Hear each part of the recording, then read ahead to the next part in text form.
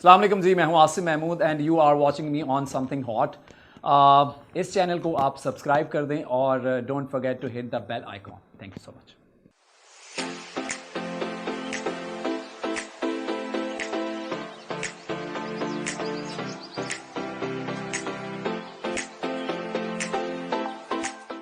अस्सलाम वालेकुम, my name is Hasan Chaudhry, your tune in to something hot. This is heart to hot. आपकी मुलाकात कराने जा रहे हैं भाई एक इंतहाई मकबूल ड्रामे के एक इंतहाई मकबूल उभरते हुए किरदार। उभर तो वो चुके हैं और बहुत मकबूलियत के साथ उभरे हैं, और वक्त के साथ साथ उनके किरदार में आप लोगों को भी बड़ा इंटरेस्ट पैदा हो रहा है, हो चुका है।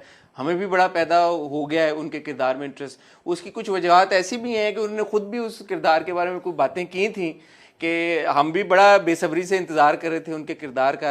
मेरे ख्याल में तेरे बिन का एक ऐसा किरदार है कि जिनका वो है ना, आइए आपका इंतज़ार था, तो बड़ा लंबा एक इंतज़ार हो रहा था इनके आने का। फाइनली अब उनका अराइवल हो गया है, तो उनसे गप लगाएंगे तेरे बिन के बारे में, उनके किरदार के बारे में, और जिन किरदारों के साथ उनका कनेक्शन और ताल्लुक है उसके बारे में भी बात करेंगे। बट ऑफ कोर्स उससे पहले उनकी जर्नी के बारे में भी बात करेंगे। I have with me Asim Mahmood. अस्सलाम वालेकुम आसिम। वालेकुम अस्सलाम। कैसे हैं? Thank you so much. Good to have you. Same here. Thank you so much for inviting me. नहीं, not at all, and will come to Tere Bin of course, क्योंकि आपकी जो एक किरदार की हाइप थी मेरे ख्याल में वो तो कोई 15-20 किस्तें पहले से बनना शुरू हो गई भी है या ज़्यादा। यार वो एक्चुअली बनना स्टार्ट थोड़ी सी मेरी वजह से नहीं मैं कह सकता, लेकिन ऑब्वियसली लोग पूछते थे और आई वाज सो एक्साइटेड इस कैरेक्टर को लेके। तो मैंने थोड़ा बहुत जो है वो अपने ट्विटर पे जो है वो थोड़ा बहुत अपडेट करना शुरू किया था लोगों को कि मैं इस ड्रामे का हिस्सा हूँ, लेकिन कब आऊँगा, कैसे आऊँगा, किस कैरेक्टर में आऊँगा वो मैंने रिवील नहीं किया था। हाँ, तो वो तब से फिर लोगों की बिल्ड होना शुरू हो गई कि अच्छा यार फिर क्योंकि लोग बहुत फॉलो कर रहे थे तो लोग कह रहे थे कि अच्छा ये होगा वो होगा। फिर बीच में 2-4 लोगों ने जो है वो गैसेस भी करने की कोशिश की कि अच्छा यार आप डॉक्टर बन के आएंगे, आप पुलिस वाले बन के आएंगे, आप फलां, बहुत सारे गैसेस थे। सो मैंने सबको डिनाइल पे डाला। मैंने कहा नहीं, ऐसा कुछ नहीं है, कुछ और ही है। जो होगा वो आपको पता चल जाएगा। जो हुआ वो मैं पता चल चुका है अब obviously, and will come to Tere Bin as well. But Asim, Sialkot से आपका ताल्लुक है? जी मेरा ताल्लुक। और 10 साल हम नेबर्स हैं पहले तो, मतलब मैं जेलम से और आसिम सियालकोट से। अभी हमें पता चली ये बात, तो हम तो मतलब हम हंसाए हुए। तो 10 साल माशाल्लाह आपकी इस जर्नी को हो गए, बिकॉज आपने वो जो कंपटीशन था तरंग हीरो बनने की तरंग, वो आपने जीता। जी। उसके बाद आपका डेब्यू हुआ मैं हूँ शायद आफरीदी में, विच केम आउट इन 2013। और 2013 से माशाल्लाह now 2023, it's been 10 years that you've been working. जी अल्हम्दुलिल्लाह। And as far as I know, you've done close to 50 projects now. हाँ तकरीबन, अगर आप ड्रामे, टेलीफिल्म में सब कुछ मिला मिलू के। तो यार ये अपनी 10 साल की जर्नी को कैसे आप, अगर आपको मैं कहूँ कि यार एक पैराग्राफ में आसिम आप जरा डिस्क्राइब करें, एक्सप्लेन करें, how would you describe it? यार मुझे ऐसा लगता है कि मेहनत कभी रायगा नहीं जाती और मेहनत आपको करते रहना चाहिए। लेकिन पाकिस्तान शोबिज़ में अपना नाम बनाना, मेन स्ट्रीम पे अपने आप को लेकर आना, तनहा बगैर किसी सिफारिश के, बगैर किसी चीज़ के, वो इतना आसान नहीं है। सो अगर आप समझें कि 10 साल पहले की स्ट्रगल में और 10 साल के बाद की स्ट्रगल में क्या फ़र्क है, तो इतना ज़्यादा फ़र्क नहीं है। स्ट्रगल तो स्ट्रगल अभी भी जारी है। 10 साल बड़ा टाइम होता है यार। सो ये किस्मत की भी बात होती है। कुछ लोग 2 साल में इतने ज़्यादा पॉपुलर हो जाते हैं, और मेरे लिए पॉपुलैरिटी मयार नहीं है। मेरे लिए मयार जो है वो काम है, कि आपने अच्छा काम किया हो, कि लोग आपके कैरेक्टर्स के नाम के साथ आपको जोड़ें, याद रखें, जैसे पुराने वक्तों में पीटीवी में हुआ करता था। सो मैं भी यही चाहता हूँ कि यार कैरेक्टर्स जो हैं वो लोगों को याद रहें। सो कुछ ऐसा काम करके जाऊँ कि पॉपुलैरिटी बेशक ना भी हो, क्योंकि अगर मेरा ख्याल है कि आजकल आप अगर अच्छा काम करते हो और नज़र आते हो तो पॉपुलर तो आप हो ही जाते हो। सो लेकिन अगर आप स्ट्रगल की बात करें तो स्ट्रगल तब भी थी, अब भी है। थोड़ा सा डिफरेंट है। लाइक पहले ज़्यादा ज़रा शायद पैसों की स्ट्रगल थी, पैसे कम थे पास, और ज़रा चांसेस कम मिल रहे थे।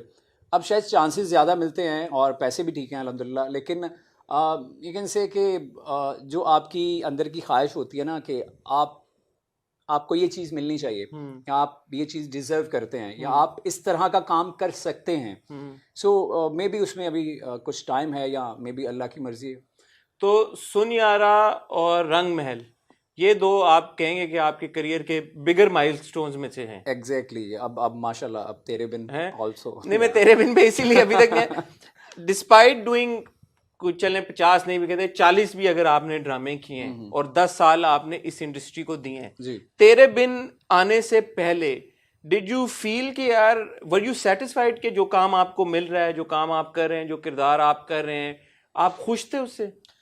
नहीं, अगर आप मैं वही बात करूंगा कि अगर आप देखें, आई डोंट नो कि जो प्रोडक्शन हाउसेस हैं जितने भी हैं वो किसी को कास्ट करते हुए क्या सोचते हैं या क्या देखते हैं, बट मुझे ऐसा लगता है कि मैं एक चीज़ के लिए हमेशा तैयार होता हूँ कि अगर आप मुझे किसी कैरेक्टर के लिए देख रहे हैं और उसका ऑडिशन लेना चाह रहे हैं, इवन मुझे काम करते हुए 10 साल हो गए हैं, सो फिर भी मैं तैयार हूँ। क्योंकि अगर आप हॉलीवुड में देखें, बॉलीवुड में देखें, तो वो ऐसे ही होता है कि अगर आप स्क्रीन टेस्ट देना चाहते हैं तो आप दे सकते हैं। सो यहाँ पे शायद मायूब समझा जाता हो, लेकिन मैं इतना मायूब नहीं समझता। मैं चाहता हूँ कि अगर आप किसी कैरेक्टर के लिए मुझे करना चाह रहे हैं कास्ट, और आपको लग रहा है यार पता नहीं ये फिट बैठेगा नहीं बैठेगा, उस कैरेक्टर में क्या करेगा क्या नहीं, सो आप सेट पर जाने से पहले आप मुझे मेरा ऑडिशन ले लें। सो मुझे कोई वो नहीं फ़र्क नहीं पड़ता, और मैं हमेशा इस चीज़ के लिए तैयार रहता हूँ।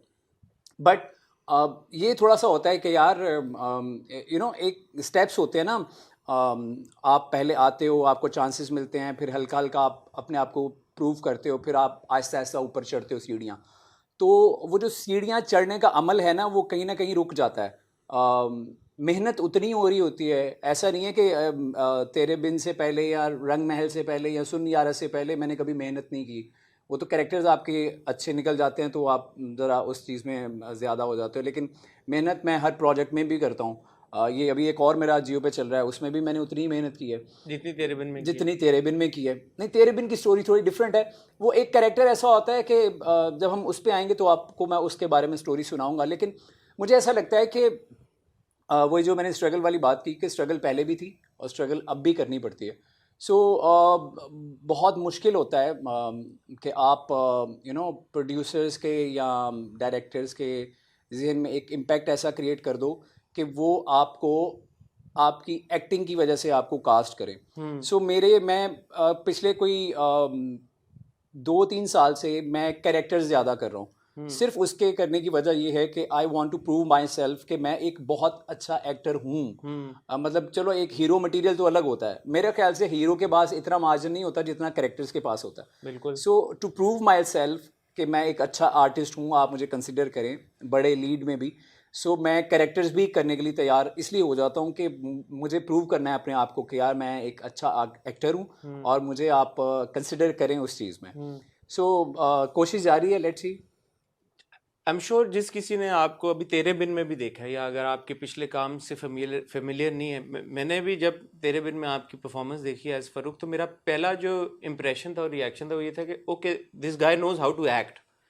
आपकी परफॉर्मेंस को देख के ये नहीं लगता कि ओ ये कर क्या रहा है, इवन दो आपने, और अक्सर हमारे ड्रामों में फिल्मों में जब भी आप एक्सेंट पुट ऑन करते हैं, स्पेशली कोई पख्तून किरदार आप निभा रहे हो, तो उस पर बड़ा क्रिटिसिज्म भी आता है कि लोगों का यार एक्सेंट गलत हो गया, ये सही से नहीं पकड़ा, या ज्यादा थिक हो रही है, ओवर ज्यादा हो गया, कुछ हो गया।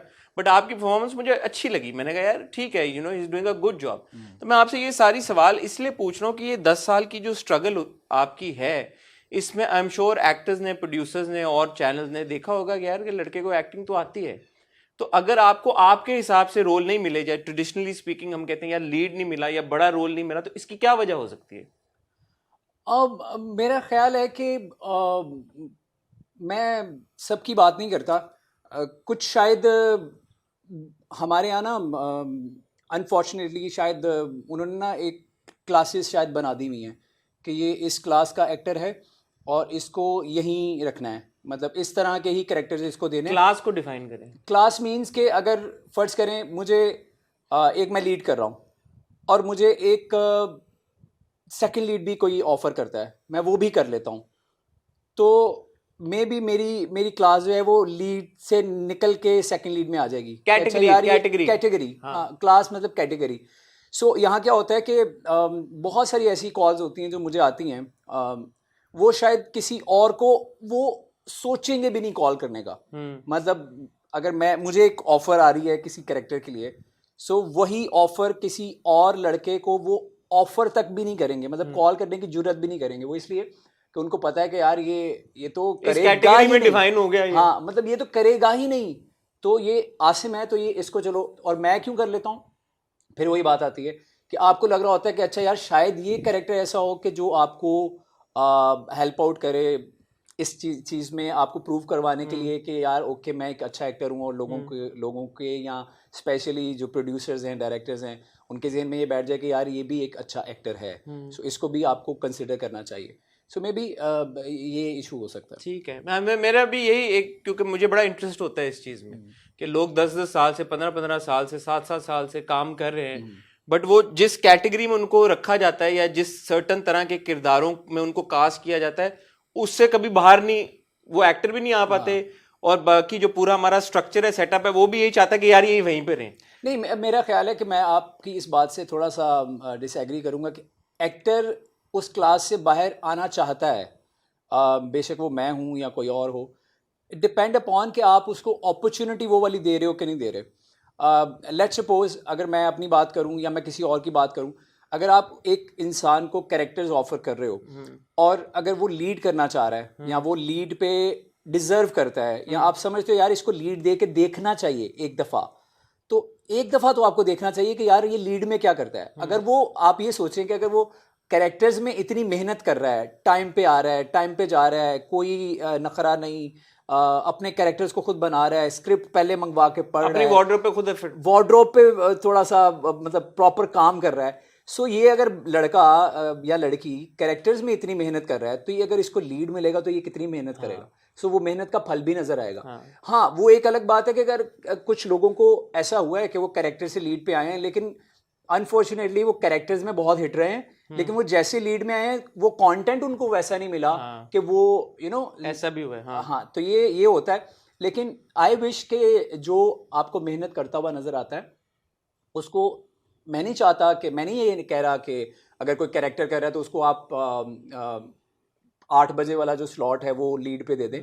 ऑब्वियसली वो मुमकिन नहीं है, क्योंकि चैनल्स की भी चीज़ें होती हैं, सारी ब्रांडिंग और सारी चीज़ें इन्वॉल्व होती हैं, लेकिन इवेंचुअली तो आप उसको स्टेप बाय स्टेप ऊपर लेके जा सकते हैं ना, ताकि यार वो उसको भी पता चले कि यार जो वो डिजर्व करता है उसको मिला है। हाँ, अगर आपने उसको 1-2 चांसेस दिए और उसके बावजूद भी वो प्रूव नहीं कर सका अपने आप को, तो फिर आप बोलो यार नहीं, ये इस काबिल है ही नहीं।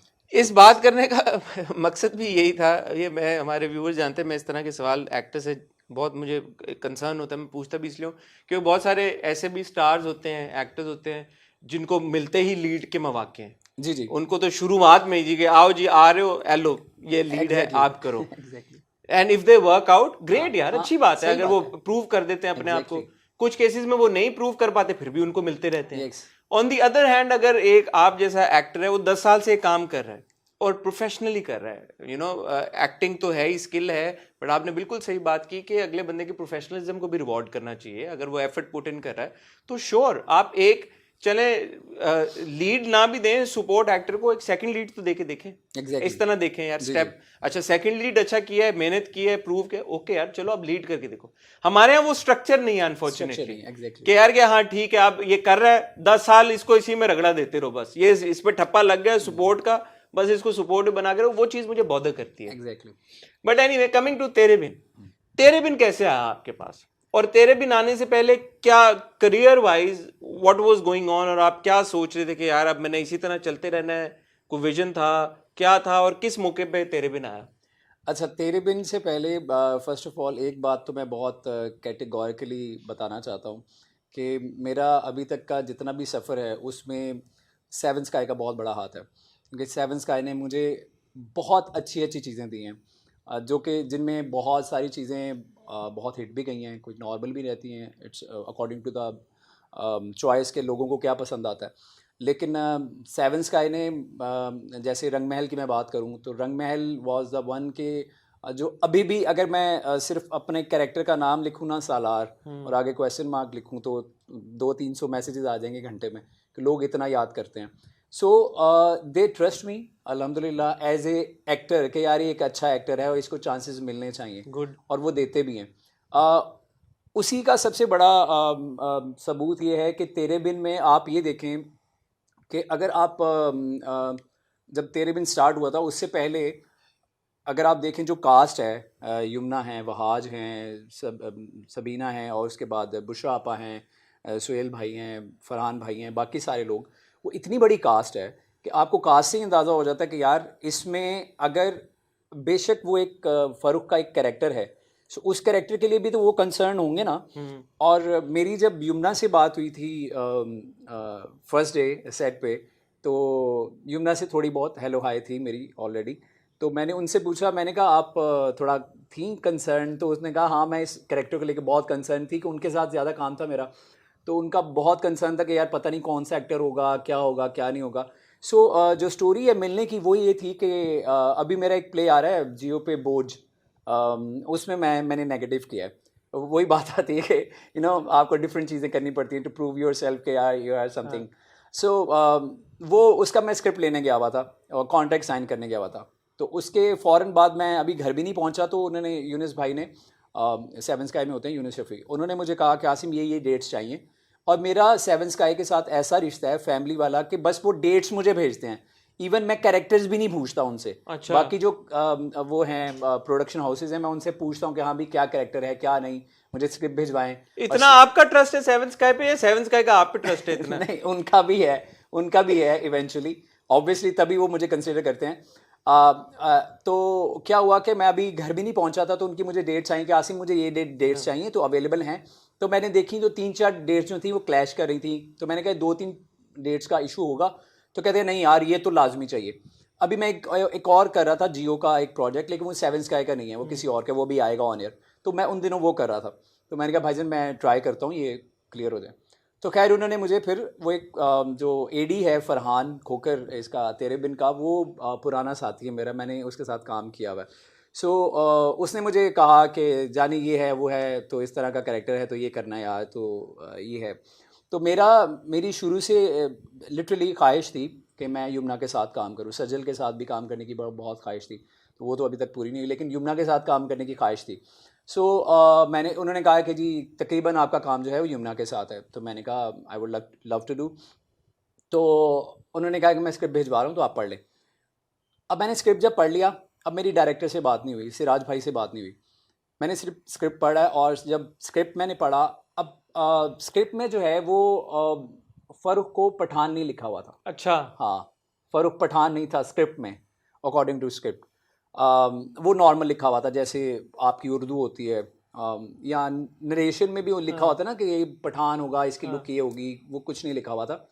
सो मुझे 2-3 दिन बाद सिराज भाई से मैंने बात की, तो क्योंकि मैं बहुत कंसर्न होता हूँ ना कि यार मैं क्या कैरेक्टर प्ले कर रहा हूँ, उसकी लुक कैसी होगी, बोलेगा कैसे, इवन एक नॉर्मल कैरेक्टर भी हो तो उसकी भी तो बोलने का तरीका अलग हो सकता है। लाइक हम एक जैसे लोग हैं, लेकिन आपका बात करने का तरीका अलग है, मेरा अलग है।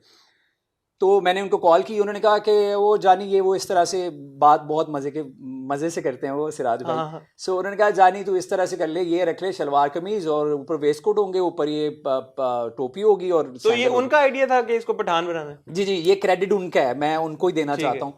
तो उन्होंने मुझे कहा कि ये है, अच्छा ये करके, तो उन्होंने फ़ोन रख दिया। अब फ़ोन रख दिया, उसके बाद मैं सोच रहा हूँ कि यार अच्छा क्या है, तो मैंने कहा ये तो पठान लुक है पूरी। मैंने दोबारा फ़ोन किया, मैंने कहा सिराज भाई ये तो जो लुक आपने बताई है ये तो पठान लुक है। तो कहते हैं जानी पठान ही तो करना है।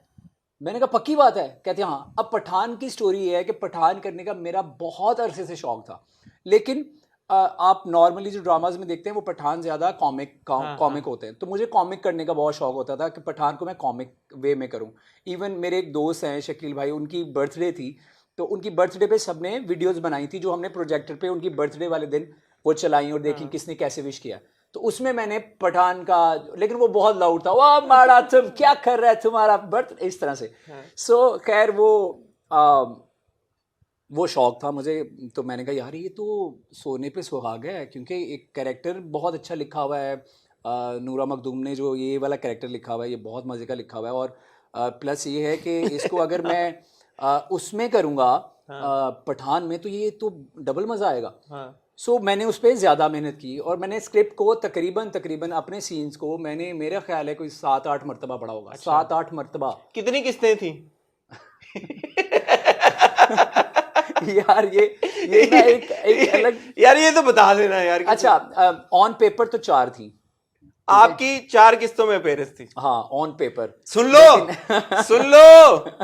ऑन पेपर 4 किस्तों में। लेकिन नहीं मैं आपको बताता हूँ। अब ये लोग अक्सर सवाल करते हैं कि यार आप इतना ड्रैग क्यों कर देते हैं या ऐसा क्यों हो जाता है। मैं आपको मिसाल देता हूँ, आप तो ज़्यादा समझदार होंगे इस बारे में।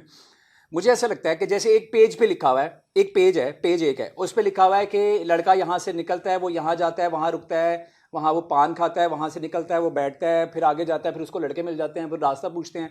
ये म्यूट सीन है, सारे मोन्टाजेस हैं। लेकिन अगर आप उसको शूट करोगे और ऑन एयर अगर दिखाओगे तो वो अच्छा खासा बन जाएगा। बिल्कुल। कुछ ऐसे सीन्स होते हैं जो 4-4 सफ़े के होते हैं और उसमें कन्वर्सेशन बहुत होती है और वो यूं करके निकल जाती है ऑन एयर, क्योंकि उसमें वो ट्रीटमेंट या वो बात कोई ऐसी नहीं होती कि जो आप दिखाना चाह रहे होते हो। तो अब ये होता है कि कुछ 2-3 पेजेस के सीन होते हैं, लेकिन वो जब आप ऑन एयर दिखाते हो उसको तो वो ऑब्वियसली वो लंबा हो जाता है। आपने कहा आपने कहा आपका 4 एपिसोड। यस। लेकिन फिर ये बात कहां से आई कि आप 15 एपिसोड तक है? अच्छा, उसकी मैं स्टोरी सुना। बट इवेंचुअली तो आप 15 से ज्यादा पे चले गए। वो मैंने सुना था, आपने अच्छी खासी क्लास ली थी मेरी अपने उसमें कि भाई 15 एपिसोड ये कहां से आ गया। खैर, आपने ये बात बोली थी नहीं बोली थी कि मेरे 15 एपिसोड? आप सुन तो लेना उसकी। लेकिन आपने बोली थी ना, बैक स्टोरी भी तो होती है। लेकिन बोली थी। हाँ जी, बोली थी। ठीक। लेकिन बोली नहीं थी, लिखी थी। वो बैक स्टोरी उसकी ये थी कि लिटरली मैं आपको अभी भी बता रहा हूँ कि मुझे नहीं पता कि आगे एपिसोड कितनी बाकी हैं, because it's not in my hand. This is we're at 52nd episode and you still don't know कि अभी कितनी और चलाएंगे वो लोग। हाँ, मुझे नहीं पता as an actor who is part of the project, obviously, but मुझे नहीं पता। मुझे हाँ इतना पता है कि मेरे सीन्स कितने बाकी रह गए होंगे या क्या क्या सीन कितने रह गए, ये तो नहीं मैं बताऊंगा। अच्छा खैर, तो वो भाई ये हमें नहीं पता होता। हाँ। ये ऑब्वियसली उनको पता होता है, ये उनकी प्रॉपर्टी है, वो जाने कितनी एपिसोड है कितनी नहीं। अंदाजे से मैं बता सकता हूँ कि हाँ भाई 4 रह गई होंगी या 6 रह गई होंगी, ये मेरा एक अंदाजा है। इसी तरह जिस तरह से ट्रीटमेंट उसकी चल रही थी तेरे बिन की, या जिस तरह से वो चल रहा था, तो मैंने जब अपनी कैलकुलेशन की दिमाग में, तो मैंने कहा यार मेरे कितने एपिसोड का काम आएगा। तो ये तो इवेंचुअली बनता है कि अगर लिखा हुआ एक एपिसोड है तो वो ऑन एयर कम अज कम 2 एपिसोड तो बनते ही बनते हैं, आराम से बनते हैं। अगर आप इवन आप फ्लैशबैक्स की बात करते हैं कि बहुत ज़्यादा फ्लैशबैक्स लगाते हैं, वो भी अगर आप निकाल दें ना तो 2 एपिसोड आराम से बनते हैं। ट्रीटमेंट अच्छी खासी होती है। ठीक है। सो बेसिकली 50+ सीन्स होते हैं एक एपिसोड में। ठीक है। तो मैं ये समझने के लिए और लोगों की अंडरस्टैंडिंग के लिए कि जिस तरह से एपिसोड लिखा होता है, एक एपिसोड लिखा हुआ है, जब शूट पे जाता है और बीच में जो मोन्टाजेस होते हैं, वो जब शूट करा के जो कंटेंट इवेंचुअली निकलता है वो 2 एपिसोड का ही निकलता है इवेंचुअली। 2 या 1.5 की तो लाजमी निकलती है ना। ये तो मैं लिख के देने के लिए तैयार हूँ कि कोई भी, इवन आप सोप भी उठा लेना जो यूं भी चलता है, वो भी 1.5 एपिसोड निकलती। अब वो डायरेक्टर के ऊपर है और एडिटर के ऊपर है कि वो उसको कितना क्रिस्प कर सकते हैं, ये उनकी अपनी मर्जी है। अब वो चाहें तो वो 1.5 को 1 में भी कर सकते हैं और 1.5 को 2.5 में भी कर सकते हैं। बिल्कुल ऐसा ही है। और हमारे, मुझे लगता है फिर ये अच्छी आपने अंडरस्टैंडिंग दी है कि हमारे केस में होता ही है कि शायद वो जो 1.5 निकलता है उसको वो 3 तक ले जाते हैं, डबल कर देते हैं, स्लो मो डाल के, फ्लैशबैक्स डाल के। तो इसलिए जो इवेंचुअल नंबर ऑफ एपिसोड्स है वो बहुत बढ़ जाते हैं। ठीक है। ऐसा नहीं होता, कुछ लोगों को लग रहा होता है कि यार अच्छा ये शायद रीराइट हो गया है या रीशूट हो रहा है, कुछ ऐसा कुछ भी नहीं होता। ऑब्वियसली जो चीज़ एक दफ़ा बन जाती है वो बन जाती है, वो दोबारा उन चीज़ों में नहीं जाते। तो इसलिए आपको लगा कि आपके जो 4 एपिसोड्स हैं वो इवेंचुअली 15 बन के निकले? नहीं, एक तो वो वजह भी थी, लेकिन नहीं, टू बी वेरी ऑनेस्ट, मुझे ऐसा लगता था कि 4 एपिसोड जो है वो मेरा काम मिनिमम 8-10 एपिसोड तो जाएगा। हाँ। ये तो था मेरे जहन में कि इतना तो जाएगा। वो 15 का बेसिकली हुआ ये था कि किसी ने टॉन्ट किया था। एक तो मुझे किसी ने मशवरा दे दिया कि भाई आप ट्विटर पे थोड़े से एक्टिव हो जाएं, ट्विटर पे बहुत तेरे बिन के बारे में बातें हो रही हैं, तो थोड़े से एक्टिव हो जाएं। गलत मशवरा दिया किसी ने मेरे भाई आपको। खैर जो भी है, सो मैं उससे पहले नहीं था, ट्विटर पे था लेकिन मैं इतना एक्टिव नहीं था। कभी कोई पिक्चर लगा दी तो लगा दी, अदरवाइज इंस्टाग्राम पे ज्यादा था। सो किसी ने वो लिखा कि भाई 2 मिनट के कैरेक्टर के लिए तुम इतना शोर मचा रहे हो। हाँ। तो वो ना एक बीइंग एन आर्टिस्ट आपको बात चुक जाती है, तो फिर आपको पता भी होगा 2 मिनट का तो नहीं है भाई।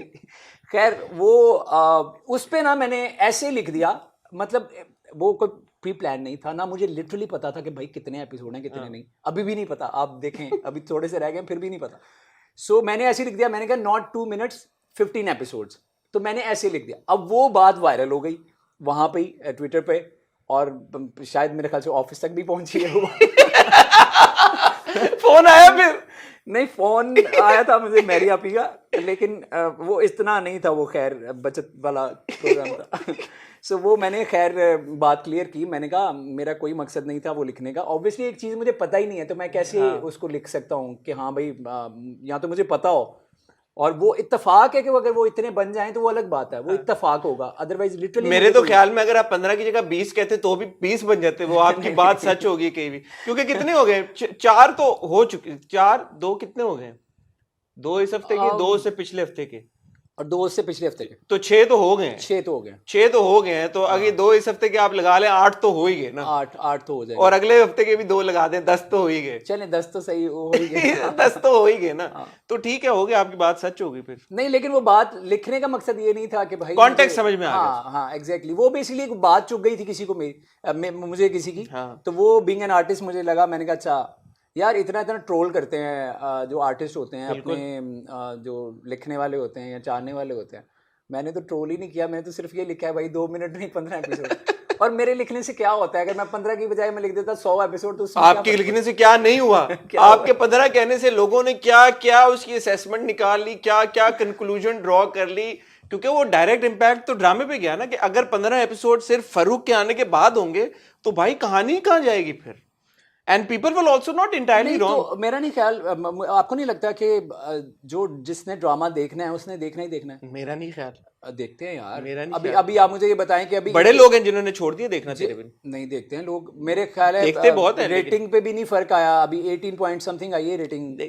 मेरे ख्याल में 80 रेटिंग तो आई है 18 पॉइंट समथिंग, बट 22 से 18 पे आई ना, 20-22 पे चली गई थी रेटिंग। हाँ ये भी है, तो कम हो गई है। और overall number of views I think in the scheme of things, जो एवरेज तेरे बिन को अगर 23 मिलियन या 20 मिलियन व्यूज मिल रहे हैं, अगर 23 की जगह वो 20 पे भी आ जाए, 3 मिलियन व्यूज भी कम हो जाते हैं, तो एक आम ड्रामे के लिए 3 मिलियन की एक पूरी एपिसोड होती है। So in that scheme of thing 3 million तो 30 लाख बहुत बहुत नंबर है भाई। एक व्यू के ऊपर 30 को भी टच किया मेरे, 30 को भी किया है। तो वो होता ही है कि तेरे बिन के कॉन्टेक्स्ट में आप वो क्योंकि मैग्नीट्यूड इतना बड़ा है, वो 23 की जगह 20 मिलियन हो जाता है। 20 million itself is such a big number, तो 3 मिलियन बंदा भूल जाता है। बिल्कुल, बट बहुत सारे ऐसे ड्रामे जो 1.5 मिलियन 2 मिलियन से ऊपर उनकी एपिसोड ही नहीं जाती। ऐसे ही है, तो इट्स अ बिग डील।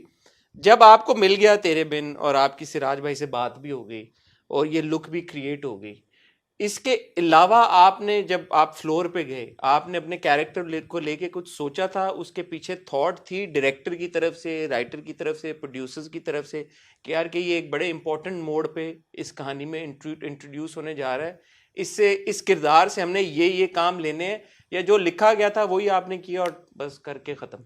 नहीं, ऐसा नहीं है। जैसे मैंने बताया कि जो पठान का कैरेक्टर था वो पढ़ने में तो पठान नहीं था, ठीक है। नूरा मखदूम साहिबा ने उसको पठान नहीं लिखा हुआ था, क्योंकि पढ़ के आपको पता चल जाता है। ये सिराज भाई का डिसीजन था कि इसको पठान दिखाना है लड़के को, और मे बी शायद एक रिस्क भी हो सकता था कि अगर उसको खुदा ना हादसा अल्लाह ना करे, अल्लाह ने इज़्ज़त रखी है, बहुत बुरा मैं कर देता तो वो इवेंचुअली उल्टा पड़ जाता कि यार ये तो इसने मजाक उड़ा रहा है, एक्सेंट सही नहीं है। हाँ, तो खैर वो उस पर ये हुआ था कि जब पहले दिन मैं गया सेट पे, तो मुझे सिराज भाई ने कहा कि मुझे ज़रा ना पहला सीन हम ये वाला कर रहे हैं तो ज़रा इसको पढ़ लो। तो मैंने तो 7-8 मरतबा पढ़ा हुआ था, तो मुझे तो तकरीबन याद थे सीन सारे। तो मैंने कहा आप सुन लें, तो उन्होंने कहा मुझे करके दिखाओ। अब वो हम मेकअप रूम में थे और घर भी वो जाहिर है वो इस तरह का है कि मेकअप रूम भी इतना उसका लेविश तो नहीं होता। सो वहाँ यमुना भी बैठी हुई थी, मैं था और सिराज भाई थे और मेकअप आर्टिस्ट थे। तो अब मैं थोड़ा सा डर रहा था अंदर से कि यमुना बैठी हुई है, पहली दफ़ा उनके साथ काम कर रहा हूँ, एक सीन भी नहीं हुआ। सो पता नहीं वो क्या सोचेंगी, पता नहीं, बंदा हो जाता है थोड़ा सा वो। तो मैंने एक डायलॉग बोल के दिखाया, तो सिराज भाई कहते हैं यार इसको ना थोड़ा सा ना कम करो। मैंने कहा क्या कम करूं, एक्सेंट कम करूं? कहते नहीं वो थोड़ा ऐसा लग रहा है जैसे कॉमेडी टाइप है। तो मैंने कहा वैसे मैंने आपको बोल के दिखाया है, जब मैं एक्ट कर रहा हूँ ना तो हर एक का ना एक स्विच बटन होता है। तो मेरा स्विच बटन ये है कि जब कैमरा रोल होता है तब मैं अपने कैरेक्टर में आता हूँ। उससे पहले कुछ एक्टर ऐसे होते हैं जो पहले ही उस कैरेक्टर में बैठे रहते हैं, लाइक अगर सैड कोई सीन करना है तो पहले ही सैड हो जाते हैं, या हैप्पी सीन करना है तो वो ज़रा हैपनिंग वाले सॉन्ग सुनते हैं। तो मैं ऐसा कुछ नहीं करता, मैं क्यू पे ही चलता हूँ। सो मैंने कहा सर जब आप एक सीन कर लेंगे ना फिर आप मुझे बताइएगा। तो जब पहला हमने सीन किया तो उसके बाद कहते हैं ठीक है। कौन सा सीन था पहला? यार कौन सा था? बस वाला तो बहुत बहुत बाद में हुआ है। जो पहला सीन है वो बहुत बाद में हुआ है। और कौन सा था तब पहला तक तो सीन? पकड़ लिया था फिर पूरा कैरेक्टर बाय द टाइम बस वाला किया तो। पहला सीन आई गेस वो था जब मैं अभी ये जो मीरब का सीन नहीं चला, ये जो मैं उसको रोकता हूँ। फुटपाथ पे? नहीं नहीं नहीं नहीं नहीं, फुटपाथ पे नहीं, वो तो आउटडोर था।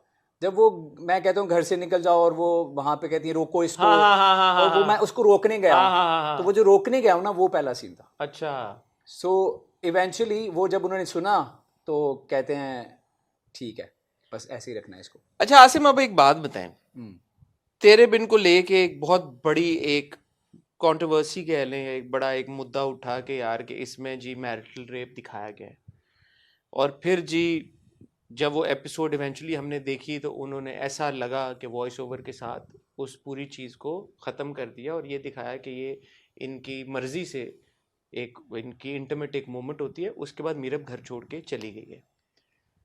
ऑब्वियसली नेचुरली जब आप लोग शूट कर रहे थे ये ड्रामा तो आप उसकी उस कंटिन्यूएशन का हिस्सा थे जहां पे ओरिजिनली मैरिटल रेप लिखा गया था, ऐसे ही है ना?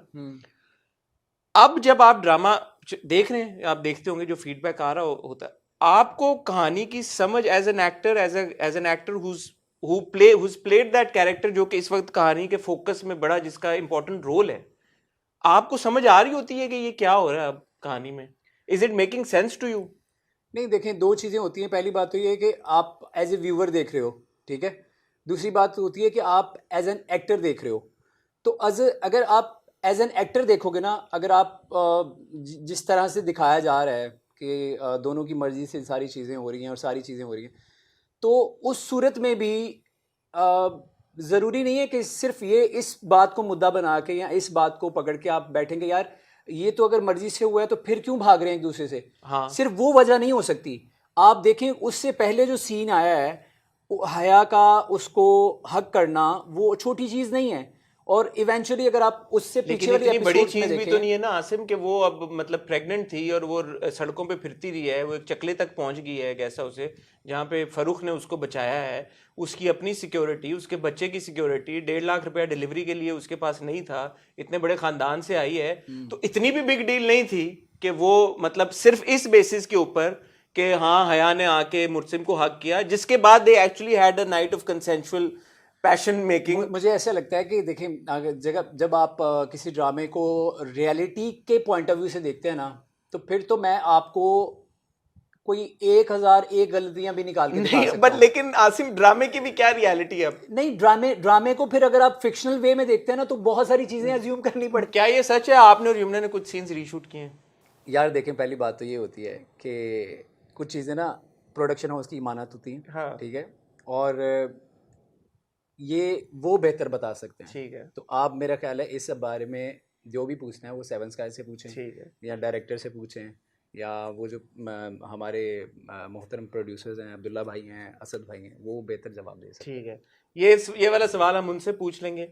पर आप मुझे बताएं कि जब से फरूख की एंट्री हुई है तेरे बिन के अंदर, आपने उसका किस तरह से इम्पैक्ट महसूस किया? बिकॉज तेरे बिन सच अ रेज, इतने जैसे हम डिस्कस कर रहे हैं कि 23 से 20 मिलियन हो जाते हैं, फिर भी 20 मिलियन व्यूज यार एक एपिसोड को मिल रहे हैं। तो जब आपकी एंट्री हुई, और क्योंकि आपकी एंट्री से पहले आपके किरदार को लेके कॉन्वर्सेशन चल रही थी, ट्विटर पे भी, इंस्टाग्राम पे बड़ी बात हो रही थी, फाइनली जब फरूख एंटर हुआ ड्रामे में, किस तरह का इम्पैक्ट आपने महसूस किया? यार शुरू में टू बी वेरी ऑनेस्ट, लोग वही बात के लोग बहुत गैस कर रहे थे कि ये कोई लेविश सा कैरेक्टर होगा, क्योंकि अभी तक फरूख की एंट्री से पहले तक ड्रामा बहुत लेविश था हर तरीके से। सो ये भी कोई लेविश सी एंट्री होगी, या तो वकील होगा या डॉक्टर होगा या कुछ ऐसा जो भी है। अब वो बिल्कुल एक लोगों के जहन में भी नहीं था कि ये बन के आएगा। तो टू बी वेरी ऑनेस्ट, मेरे जितने भी फैंस हैं मैं सबसे प्यार करता हूँ। कुछ लोगों ने बहुत मजाक भी उड़ाया कि वो ये क्या मतलब, वो कंडक्टर, तुम तो कंडक्टर मतलब भाई मैं कंडक्टर बनाऊँ या मैं बस ड्राइवर बनाऊँ या रिक्शे वाला बनाऊँ, इससे क्या फर्क पड़ता है? ये मैं I am not real in that sense ना, मैं तो कैरेक्टर प्ले कर रहा हूँ, तो आपको अप्रिशिएट करना चाहिए कि यार इसने वो कैरेक्टर प्ले किया, तो आप उसको कैरेक्टर के लिहाज से देखो कि उसने कैरेक्टर कैसा प्ले किया है। बिल्कुल। या वो लगा है, वो रिक्शे वाला लगा है, वो बस कंडक्टर लगा है, बिल्कुल। या जिस तरह से उसने चीजें की हैं। सो शुरू में जो पहला सीन आया था, उसके बाद आपको याद होगा कि काफ़ी सारा कोई तकरीबन आधे से ज़्यादा एपिसोड या तकरीबन एक एपिसोड में मेरी एंट्री नहीं आई। उसके बाद जब मीरब जो है वो वहाँ जाती हैं, तो क्या कहते हैं, तो लोगों ने बहुत मजाक भी उड़ाया कि आप तो इतना शोर मचा रहे थे, या मैंने तो शोर नहीं खैर मचाया इतना जितना मच गया खैर। तो आपका क्या इवेंचुअली निकला है। तो लेकिन मुझे पता था कि आगे क्या चीज़ें आने वाली हैं। लेकिन जब सेकंड टाइम वो उसको बचाने आता है, वो रिक्शा लेके आता है और वो गेस्ट हाउस से बचाना, उसको गुंडों से छुड़वाना और ये वो सारी चीज़ें, तो मुझे था कि यार उसके बाद ना लोग प्यार करेंगे मुझे। क्योंकि सेम केस हुआ था रंग महल में। रंग महल में जो पहला मेरा सीन था ना, वो सीन ऐसे शूट किया था, जाहिद महमूद उसके डायरेक्टर थे, कि वो लड़की घर में आती है, वहाँ से एक तरफ से उजड़ के आई है और अपनी दादी के साथ आती है, तो उसका मैं बैग पकड़ता हूँ और बैग पकड़ के ना पहली नज़र में वो मुझे उससे प्यार हो जाता है। तो पहली नज़र मैंने जो उसको देखता हूँ ना, तो वो दिखाया है, मेरा कैरेक्टर ये था कि मैं लड़का हूँ जो सीए कर रहा है, ना कमाता है, बस पल रहा है, सीए में फेल हो ही जा रहा है और बस पैसे उड़ाए जा रहा है।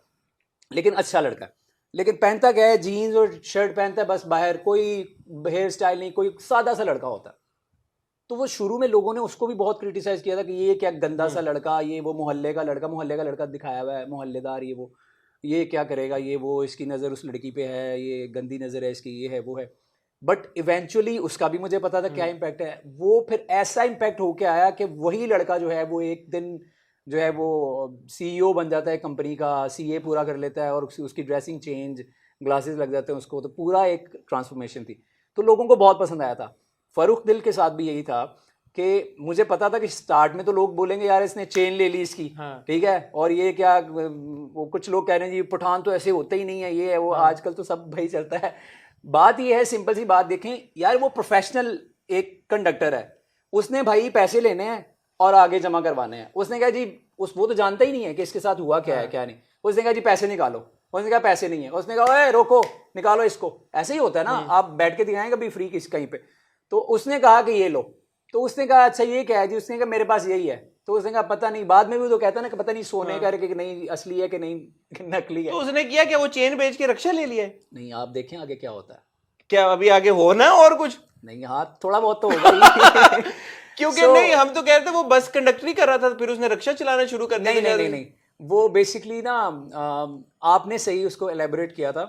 वो दिन में बस कंडक्टरी करता है, ठीक है, या रात में कुछ ऐसा था, और डबल ड्यूटी करता है बेसिकली। वो बस कंडक्टर भी करता है और पार्ट टाइम रिक्शा भी चलाता है। रात को मेरा भाई बेचारा कराची से हैदराबाद जाता है, हैदराबाद से कराची आता है, फिर आके रिक्शा चलाता है और फिर मीरब के मसले सुलझा रहा है। ये तो बहुत ही सुपर हीरो है फरूख दिल। वो इसलिए कि आजकल आपको पता है इतनी महंगाई है, पूरे तो पड़ती नहीं है।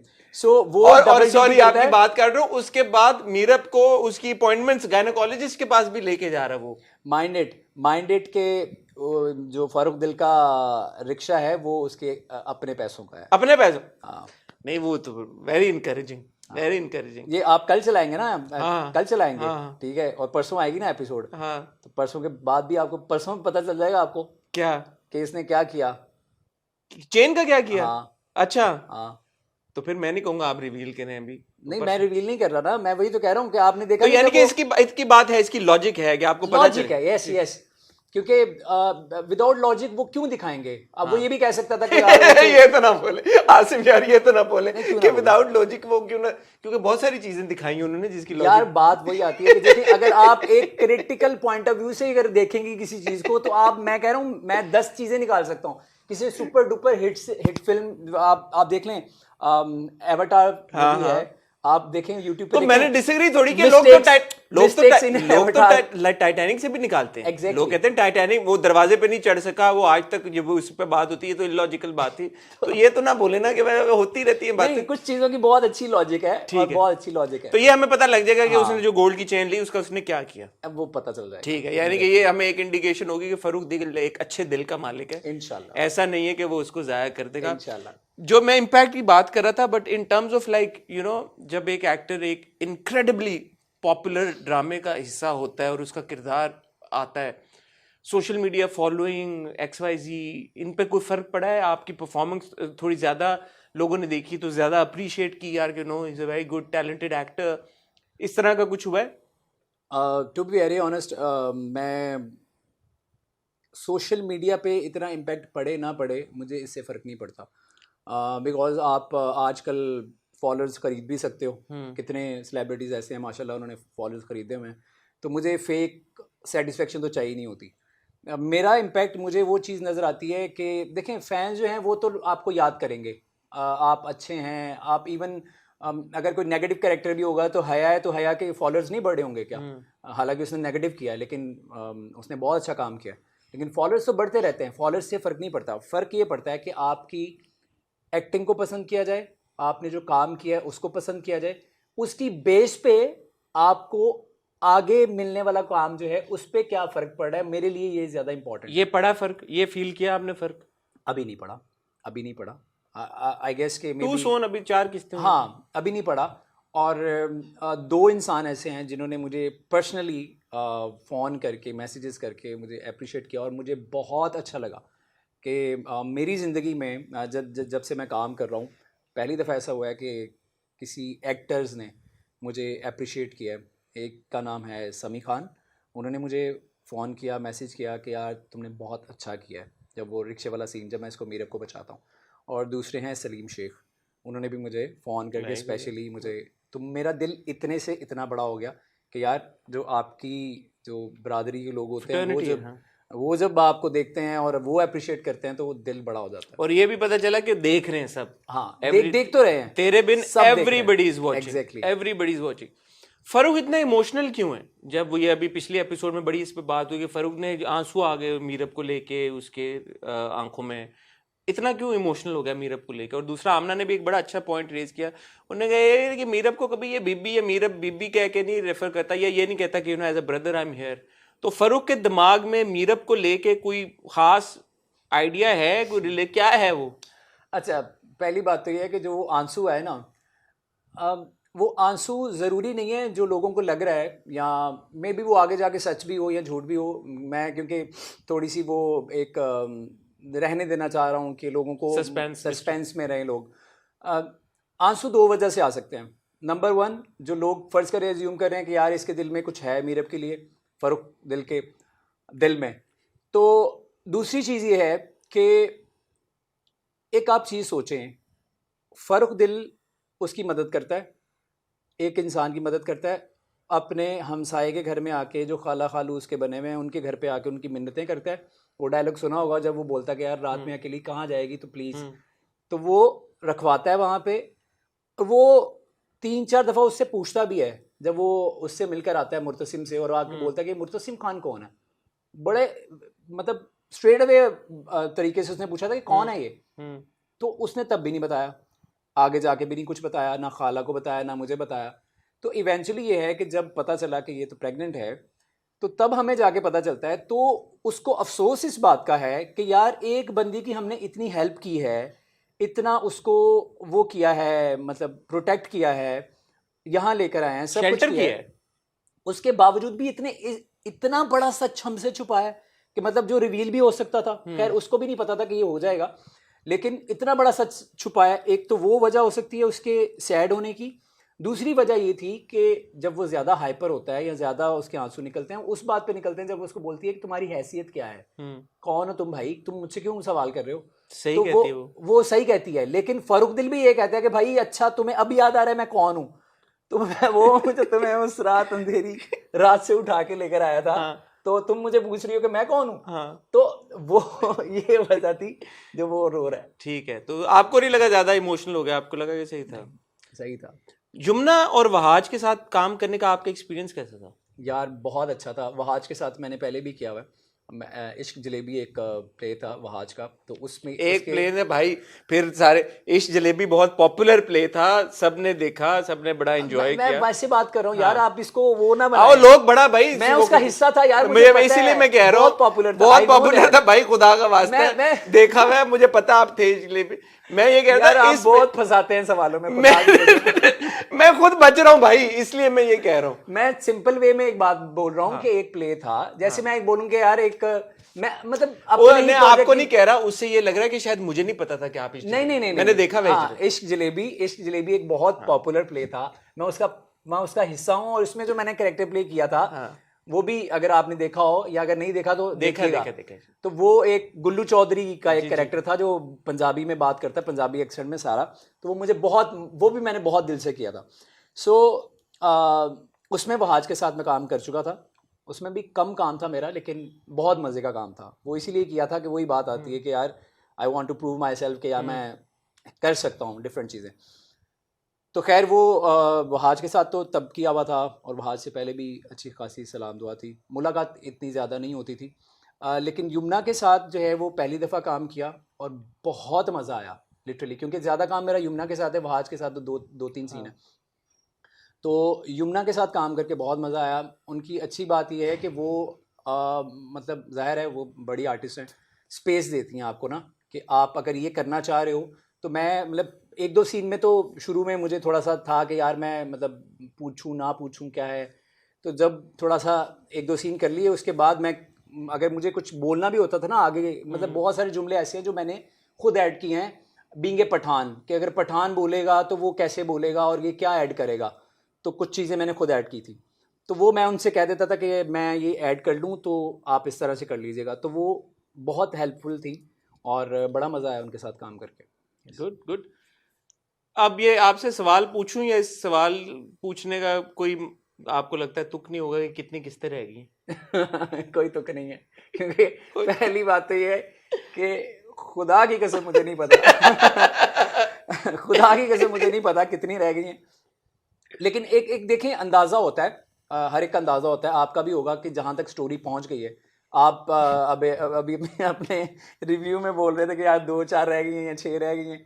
सो खैर मुझे ऐसा लगता है कि मिनिमम 4 तो होंगी, मेरा ख्याल है। ये हफ्ता और अगला हफ्ता तो होगा। हाँ, क्योंकि अब देखें ना, अब चीज़ें कहाँ जा रही हैं। अब वो जो अभी टीज़र आया उसमें वो मंगनी कर रहा है उसके साथ, हया के साथ, और आपको अपने सीन्स तो पता ही हैं जो आप कह रहे हैं। तो आपको चलो, तो आसिम ने एटलीस्ट ये तो आपको बता दिया कि अगले 4 किस्तों में तो उनके सीन्स हैं। नहीं, ये नहीं पता कि अगले 4 किस्तों में मेरे सीन्स हैं। मतलब आपके सीन्स के गोइंग बाय जितना मुझे लगता है कि 4 एपिसोड शायद होंगी या इससे ज्यादा ही होंगी। मैं अगर हम वैसे फ्रैंक एक बात, अब दो दोस्त आपस में बैठे अगर हम फ्रैंक एक ड्राइंग रूम डिस्कशन करें तो मुझे भी ये लगता है कि 4 तो कहीं नहीं गई, क्योंकि जब आपका सेकंड लास्ट एपिसोड आएंगे तो उसकी एक वो हाइप होगी कि सेकंड लास्ट एपिसोड। अच्छा, मुझे ऐसा लग रहा था कि शायद ये क्योंकि मैं घर में भी डिस्कस कर रहा था अपने घर वालों से, कि मुझे लग रहा था कि यार अब आखिरी 2 एपिसोड आने वाली हैं, मतलब सेकंड लास्ट आएगी बुध को और लास्ट आएगी जुमेरात को, इस हफ्ते। मुझे ऐसा लग रहा था। तो उन्होंने कहा नहीं, ये नहीं हो सकता। वो आपके वाली बात कि वो क्योंकि एक बहुत माशाल्लाह मैसेज प्ले है, तो उसकी एक हाइप क्रिएट होगी प्रॉपर। तो ऐसे नहीं हो सकता कि जी एकदम से जो है वो बिल्कुल रैप अप हो जाए, एक दिन पहले पता लगे कि वो सेकंड लास्ट और लास्ट, ऐसा नहीं हो सकता। सो उस हवाले से मैं कह रहा हूँ मे बी 4 या 6 मैक्स। मुझे भी ऐसा लगता है कि 4 तो कहीं नहीं गई, बट अगर 6 से ज्यादा हुई तो फिर मुझे लगता है कि ये लंबा हो जाएगा। नहीं, मेरा नहीं ख्याल। ठीक है, thank you so much Asim, आपने वक्त दिया और आपने बड़े कैंडिडली और ओपनली पूरी बात की। तेरे बिन के फैंस, आपके फैंस, क्या मैसेज देना चाहेंगे आप सबको? सबको मैसेज सिर्फ ये है कि एक तो ड्रामास के लिए तो मैं कोई मैसेज नहीं देना चाहूँगा, ठीक है वो तो आप लोग देख ही रहे हैं, लेकिन जो हमारी रियल लाइफ है ना, उसके बारे में सिर्फ ये मैसेज ये है कि जितने भी ज़रूरतमंद लोग हैं वो किसी भी हवाले से हैं, वो फाइनेंशियली अगर ज़रूरतमंद हैं या आपकी जो मॉरल सपोर्ट होती है उसके ज़रूरतमंद हैं, या किसी बच्चे को आप ट्यूशन पढ़ा के उसकी सपोर्ट कर सकते हैं या किसी भी तरीके से। सो आजकल हमारे मुआशरे को बहुत ज़्यादा ज़रूरत है कि आप एक दूसरे की हेल्प करें। अदरवाइज़ जो हालात चल रहे हैं तो मेरा नहीं ख्याल कि सर्वाइवल जो है वो इतना आसान हो। आपकी इजाज़त से एक बात मैं ऐड कर दूं, जैसे आसिम ने भी बताया कि उनका जब कैरेक्टर इंट्रोड्यूस हुआ, और तेरे बिन के साथ आसिम हम ये बहुत देख रहे हैं, जो तेरे बिन के हमारे एक्टर्स हैं बहुत इंटेंस क्रिटिसिज्म, ट्रोलिंग का उनको सामना करना पड़ रहा है, यमुना, वहाज, सबीना। जी। और जैसे आपने बताया कि जब आप इंट्रोड्यूस हुए तो आसिम को भी ये क्रिटिसिज्म आया कि आप तो बड़ी बातें कर रहे थे, तो ये था आपका कंडक्टरी करनी थी। गो easy on the actors. They're actors, they're just doing their job, they're playing a character which is fictional. और मुझे आसिम कभी कभी यकीन नहीं होता कि हमें एक्चुअली ये बातें करनी पड़ रही हैं कि यार ये फिक्शनल किरदार है भाई, मीरब असल में नहीं एग्जिस्ट कर रही जिस ट्रॉमा या पेन से मैं literally sorry to cut you off, मैं आखिर में ये बात आपको बड़ी मजे की बताता हूँ कि मैं ना आजकल बहुत ज़्यादा अपने मैसेजेस पढ़ता हूँ जो इंस्टाग्राम पे मुझे मैसेजेस आते हैं ना, टू सी कि यार कैसा रिस्पॉन्स आ रहा है, और मुझे अच्छा भी लगता है जब जब टाइम होता है. सो मोस्टली ना 97-98% लोगों ने ना पता है क्या लिखा हुआ है कि यार इनको आप मिलवा दें, ये क्या आप कर रहे हैं. मतलब मैं थोड़ी कर रहा हूँ यार, वो कैरेक्टर है भाई, मैं नहीं कर रहा. सो खैर फिर भी उनका प्यार नहीं, है. बट आसिम ये बड़ा डेंजरस ट्रेंड है कि आप अगर रियलिटी और फिक्शन के बीच में इतना फंस गए कि वो बंदे को 98% कमेंट ये कह रहा है कि आप मिलवा दे मेरे वो ये ड्रामा है जो शूट हो चुका है जिसमें एक्टर्स ने परफॉर्म किया, जो राइटर ने लिखा, जो डायरेक्टर ने डायरेक्ट किया, वो कैसे मिलवा दे. वो असल में थोड़ी फर्क है कि यार वो आपके कमेंट पढ़ के मिलवा देगा. आपको नहीं लगता कंसर्निंग है ये थोड़ा सा? नहीं, बहुत कंसर्निंग है लिटरली. पहले लोग पता क्या कमेंट करते थे, पहले लोग मेच्योरिटी नहीं, अभी भी करते हैं, लेकिन वो 2-4% लोग रह गए जो आपको इस तरह से करते हैं कि यार आपने बहुत अच्छी परफॉर्मेंस की और ये है वो है. आई विश के ड्रामे में आगे ऐसा हो, तो ये समथिंग एल्स. बट अगर आप बोलोगे यार, मैं बोलूँ हसन प्लीज मीरब और मुर्तसिम को मिलवा दो, तो आप बोलेंगे यार मतलब मैंने तो सिर्फ एक प्ले किया है, मैं मिलवाऊं नहीं मिलवाऊं ये तो आपको देख के पता चल जाएगा. मैं कैसे मिलवा दूं? और फिर दूसरी बात, जो लोग देख रहे होते हैं प्रॉपरली ड्रामे को और वो आपसे ये क्वेश्चन करें कि इवन आपके रिश्तेदार भी मेरे रिश्तेदार भी, आगे क्या होने वाला है, एंड बता दो. भाई एंड बता दिया तो फिर क्यों देख रहे हो आप लोग? या तो देखना बंद कर दो. आप नहीं बताते किसी को भी? नहीं बताता, फैमिली में से भी लिटरली ऑब्वियसली जो मेरे साथ फैमिली रहती है, मेरी वाइफ को तो पता है, ऑब्वियसली उनको तो पता है. लेकिन मेरी सिस्टर का फ़ोन आया मुझे, मेरी सगी बहन का फ़ोन आया मुझे जब मेरी एंट्री भी नहीं हुई थी. हाँ. तो उन्होंने मुझे कहा कि पंजाबी में उन्होंने मुझे कहा कि मैनू दस दे की होना है बस मैनू दस दे. मैं कहा आप ही नहीं दसांगा, जो आएगा फिर वेट करियो. तो कहने का बहुत सारी चीजें तो आपको भी नहीं पता होंगी कि होनी थी या नहीं होनी थी जो चेंजेस हो गए. But thank you so much Asim, I wish you all the best and I hope के जो हमारी एक लार्जर डिस्कशन हुई तेरे बिन से हट के जो रोल्स आप करना चाह रहे हैं और क्योंकि आप डिफरेंट किरदार करके यू वांट टू प्रूव कि you are a good actor, वो चीज़ जो है वो प्रोड्यूसर्स तक पहुँचे. और जिन स्टेप्स की हमने बात की कि यार कि थोड़ा सा आप इनकरेज करें टैलेंट को. मैं यंग भी नहीं टैलेंट कह सकते क्योंकि 10 साल से वो काम कर रहे हैं, इतनी मेहनत कर रहे हैं, डिफरेंट किरदार कर रहे हैं, ताकि उनको वो मौका मिले कि यार कि थोड़ा सा वो एक्सपैंड कर सकें. तो अपने प्लेटफॉर्म के थ्रू हम यही आवाज़ ही उठा सकते हैं और ये होप ही कर सकते हैं और दुआ दे सकते हैं कि ऐसा हो और हम आपको मज़ीद आगे बहुत सारे ड्रामों में देखें, बड़े किरदारों में देखें और इवेंचुअली लीड रोल्स में देखें. Thank you so much for joining. Wish you all the best. Thank you so much for inviting me. Thank you.